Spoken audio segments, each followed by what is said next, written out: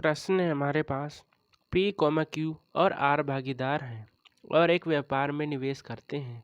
P कुल निवेश का 5वां हिस्सा निवेश करता है और क्यू कुल निवेश का 1/4 निवेश करता है। पी कॉमा क्यू और आर के अलग अलग निवेशों का अनुपात क्या है?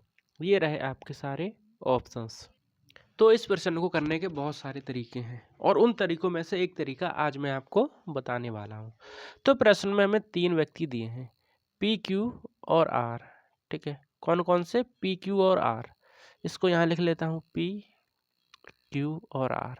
ठीक, अब हमसे कहता है एक व्यापार में निवेश करते हैं, पी कुल निवेश का 5वां हिस्सा। मतलब अगर मैं मानूँ कुल निवेश एक्स है तो उसका कितना? 5वां हिस्सा। ठीक, और क्यू कुल निवेश का 1/4। अगर कुल निवेश एक्स है तो उसका 1/4। ठीक, निवेश करते हैं तो उनका अलग अलग अनुपात बताना है। ठीक, तो इस कंडीशन में आपको एक धनराशि माननी पड़ेगी। तो आप क्या करो, एक धनराशि मान लो। तो वो धनराशि हम क्या माने? ठीक है, यहीं पर दिक्कत आती है कि आखिर हम ऐसी क्या धनराशि माने जिससे हमारी कैलकुलेशन बहुत ही आसान हो जाए। ठीक, तो अभी मैंने क्या किया कि जो P है वो 1/5 और जो Q है वो 1/4 राशि निवेश करता है। तो जो नीचे ये जो संख्या है हमारे पास, इसका एलसीएम ले लो। ठीक है, तो एलसीएम इसका 20 आ जाएगा। ठीक, या तो तुम 20 मान लो राशि को, या फिर कितनी 200 भी मान सकते हो। ठीक है, फिर इसमें जितने भी जीरो लगाना चाहो वो तुम्हारे ऊपर। ठीक, तो मैंने क्या किया, ये नीचे जो संख्या दी थी इनका एलसीएम ले लिया तो मेरा 20 आया।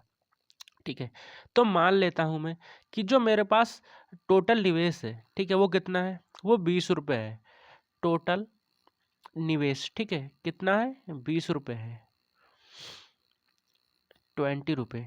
ठीक, अभी फिर से पढ़ो प्रश्न को कि P कुल निवेश का 5वां हिस्सा। कुल निवेश कितना माना मैंने? 20। इसका 5वां हिस्सा मतलब 1/5 कितना आ जाएगा?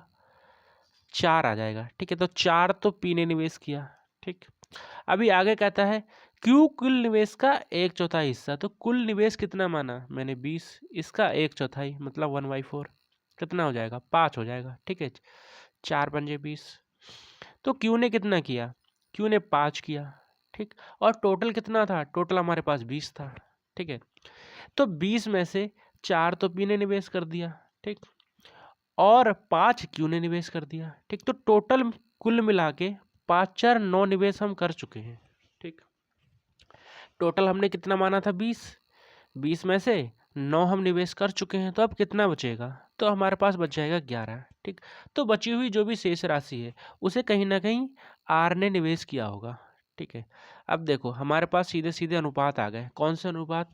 वह अनुपात जिस अनुपात में पी क्यू आर ने राशि का निवेश किया है, और यही हमसे पूछा था। तो 4:5:11 कहीं दिख रहा है क्या? ये रहा ऑप्शन नंबर डी हमारा राइट और करेक्ट आंसर। ठीक है, इसके और भी तरीके हैं। ठीक, मैंने ये वाला आपको बताया। ठीक है, समझ में आया होगा। धन्यवाद।